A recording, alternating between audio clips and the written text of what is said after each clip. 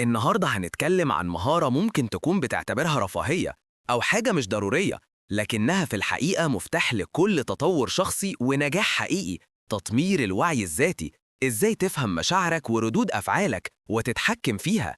كتير مننا بيعدي عليه اليوم وهو مش فاهم ليه حاسس كده أو ليه تصرف بالشكل ده في موقف معين. بنلاقي نفسنا بنتفاعل مع الأحداث بشكل تلقائي من غير ما نفهم أسباب ردود أفعالنا، وده بيخلينا نقع في نفس الأخطاء أو نفقد السيطرة على مشاعرنا. الحقيقة إن الوعي الذاتي هو قدرتك على فهم نفسك.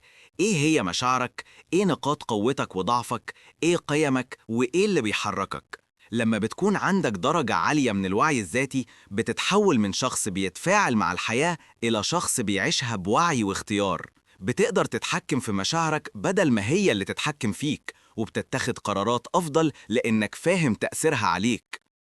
في الفيديو ده مش بس هنقنعك بأهمية الوعي الذاتي، لكن كمان هنفهمك المبادئ العلمية وراه من علم النفس المعرفي والسلوكي، وهنشاركك خطوات وتمارين عملية جدا تقدر تطبقها من النهاردة عشان تبدأ رحلتك نحو فهمك بعمق وتتحكم في مشاعرك وتوصل لدرجة أعلى من السلام الداخلي والتناغم. ليه تطوير الوعي الذاتي مهم جدا لحياتك؟ مفتاح التحكم، السلام والنجاح. تحكم أفضل في المشاعر. لما بتفهم ليه بتحس بمشاعر معينة، غضب، قلق، حزن، بتقدر تتعامل معاها بوعي وتتحكم في ردود أفعالك بدل ما تندفع وتندم.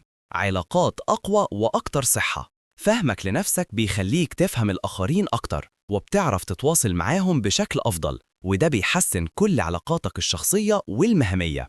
اتخاذ قرارات أفضل. الوعي الذاتي بيخليك تاخد قرارات متوافقة مع قيمك وأهدافك، وبتكون فاهم إيه اللي بيحركك وإيه اللي ممكن يأثر عليك. زيادة الإنتاجية والتركيز. لما تكون فاهم نقاط قوتك وضعفك، بتقدر تستغل قوتك وتشتغل على تحسين ضعفك، وده بيزود إنتاجيتك وتركيزك في العمل. سلام داخلي ورضا. الوعي الذاتي بيقلل الصراع الداخلي وبيخليك تتقبل نفسك زي ما انت، وده بيوصلك لسلام داخلي كبير ورضا عن الحياة. تمارين عملية لتطوير الوعي الذاتي. التمرين الأول، دفتر اليوميات journaling. كل يوم خصص 10-15 دقيقة للكتابة الحرة. اكتب عن يومك، عن المشاعر اللي حسيت بيها، عن المواقف اللي أثرت فيك. ما تفكرش كتير، بس اكتب اللي بيجي في بالك. بعد فترة هتبدأ تلاحظ أنماط متكررة في مشاعرك وردود أفعالك. التمرين الثاني، تمرين ال5 دقايق للتأمل الواعي Mindful 5 Minute Chicken.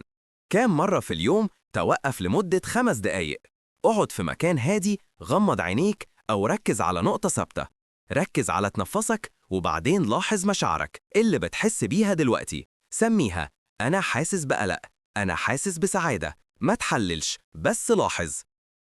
التمرين الثالث، اطلب تغذية راجعة Seek honest feedback.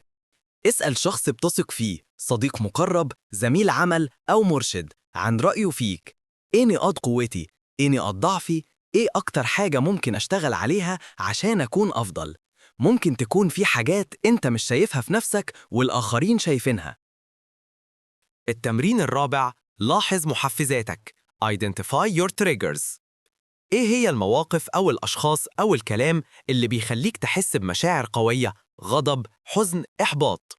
حاول تحدد المحفزات دي. لما بتعرف محفزاتك بتقدر تستعد ليها وتتعامل معاها بوعي أكتر بدل ما تنجرف وراها. التمرين الخامس، انعكاس الأفعال Behavioral Reflection. بعد أي موقف مهم أو تحدي مريت بيه، خد لحظة وفكر. إيه اللي عملته صح؟ إيه اللي كان ممكن أعمله أفضل؟ إيه المشاعر اللي حسيت بيها قبل وأثناء وبعد الموقف؟ ده بيخليك تتعلم من تجاربك وتعدل سلوكيتك.